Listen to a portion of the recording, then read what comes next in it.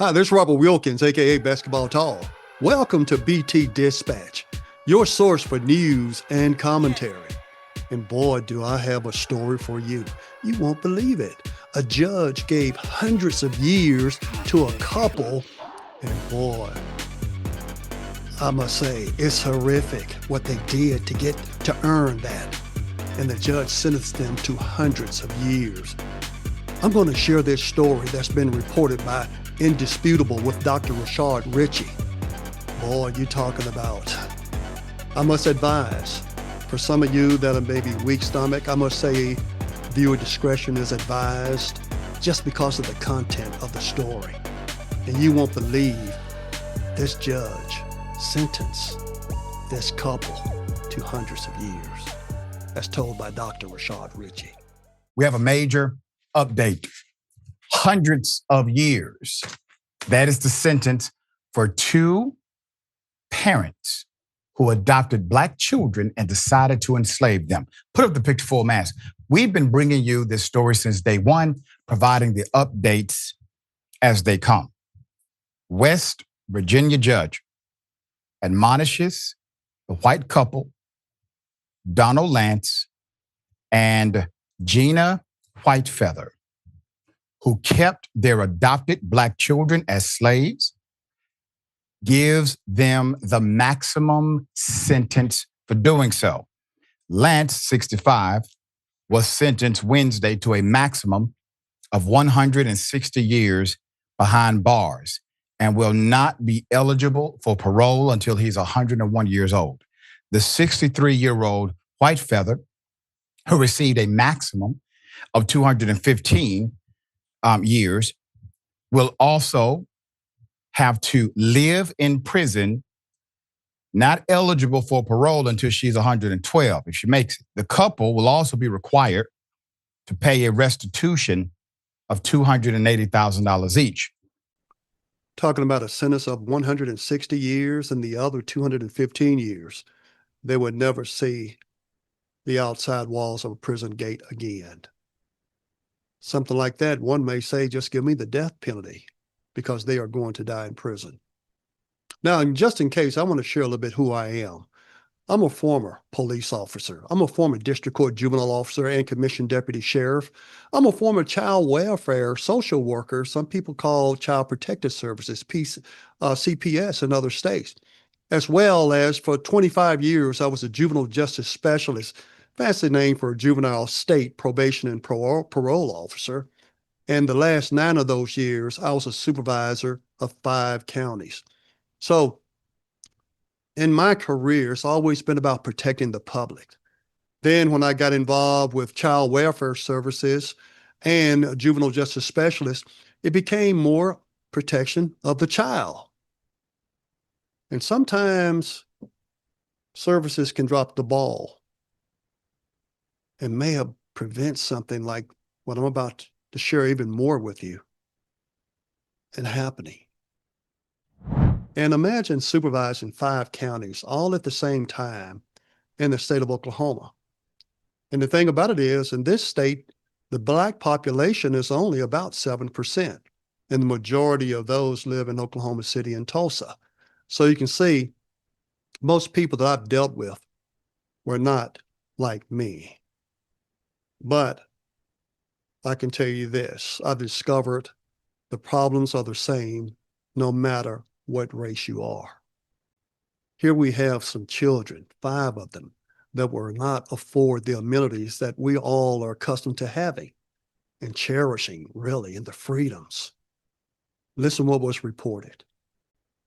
But at least they will have access to a working toilet, a luxury not afforded to their 2 oldest adopted children.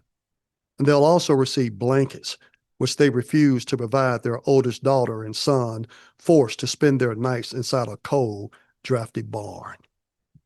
Wow, talk about cruelty deluxe. And there's more.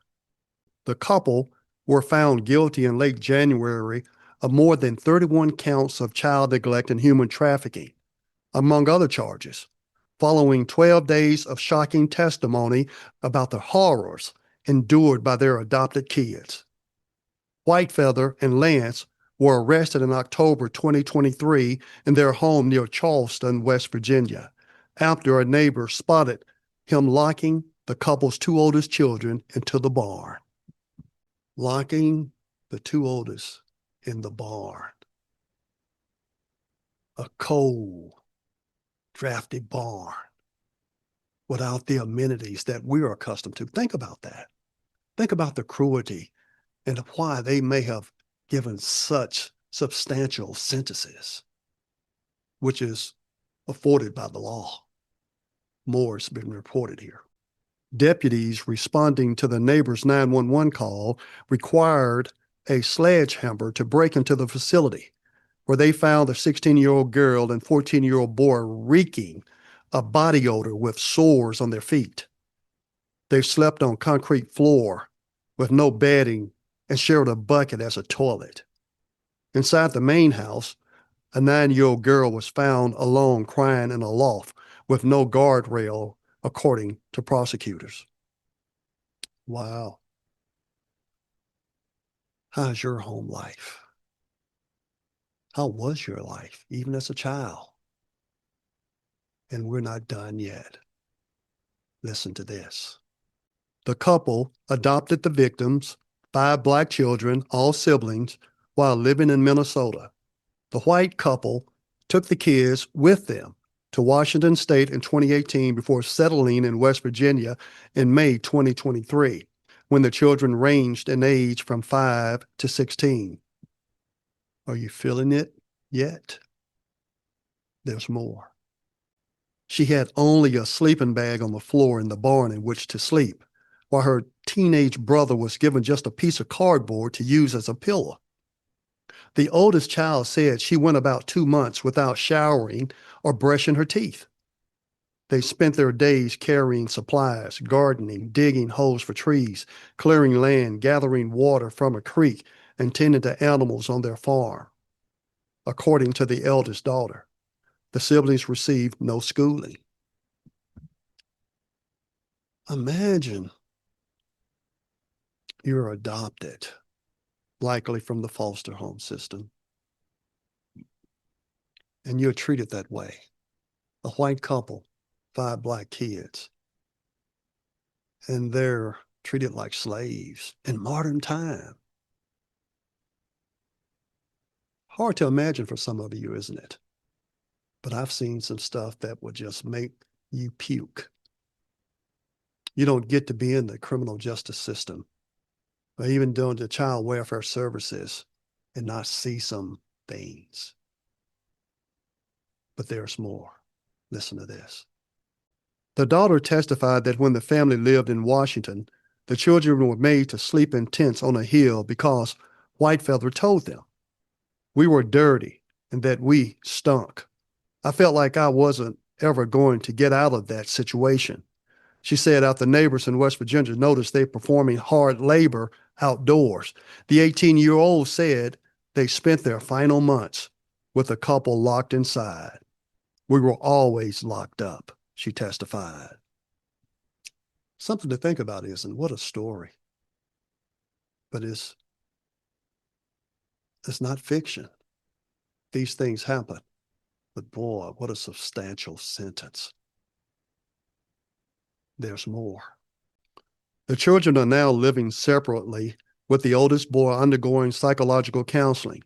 Last month, one of the children filed a lawsuit against Lantz and Whitefeather, alleging they experienced shocking and severe physical and emotional abuse and neglect while under the couple's care.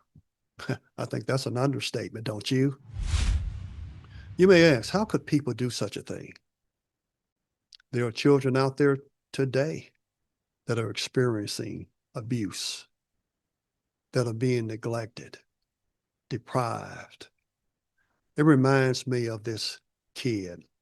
When I was with child welfare, I'm not going to say his name because of confidentiality. He was about 10 years old. He was a white kid. He had a missing limb on his leg, and he had a missing arm. His limbs were missing.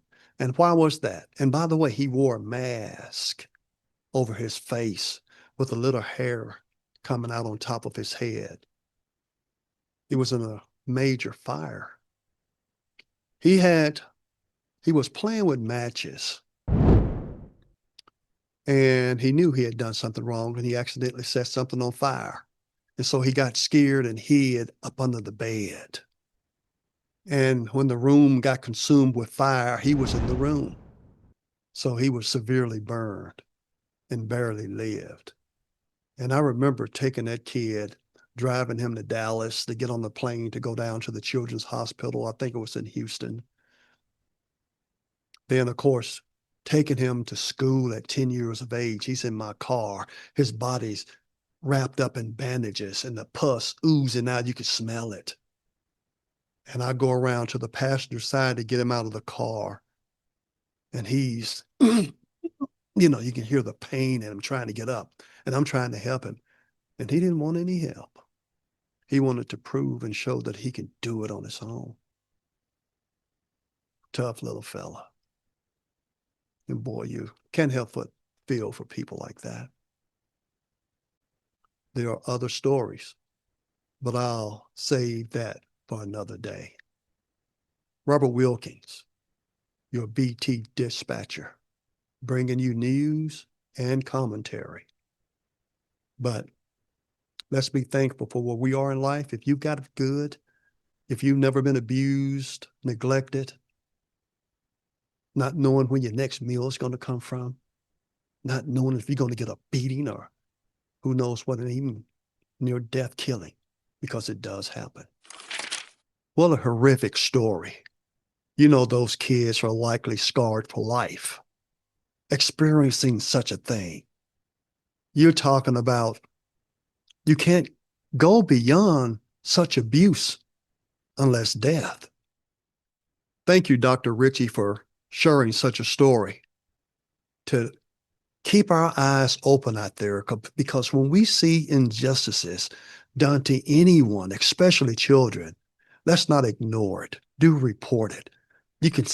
Someone could have saved these kids from such a life of what in their mind may be considered hate and all sorts of mental and physical destruction.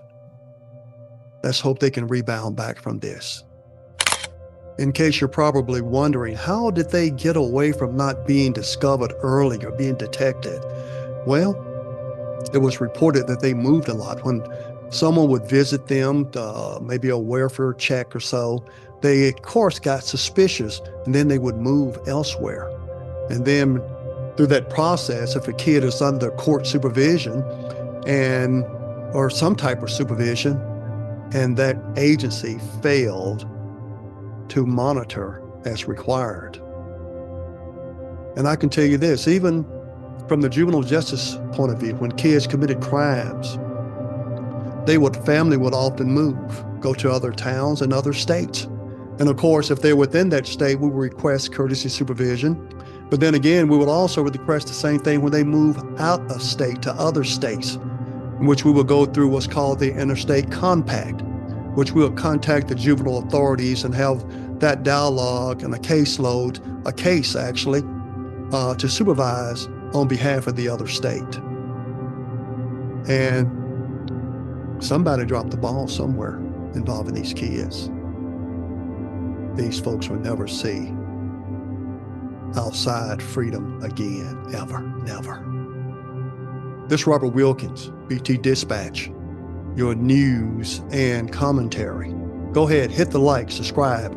Give me that thumbs up, because it helps the algorithm. Don't hesitate to share. Let others know that, hey, we got a new news source out here. And this source is going to give you some commentary from experience. And trust me, I have a lot of it. See you next time.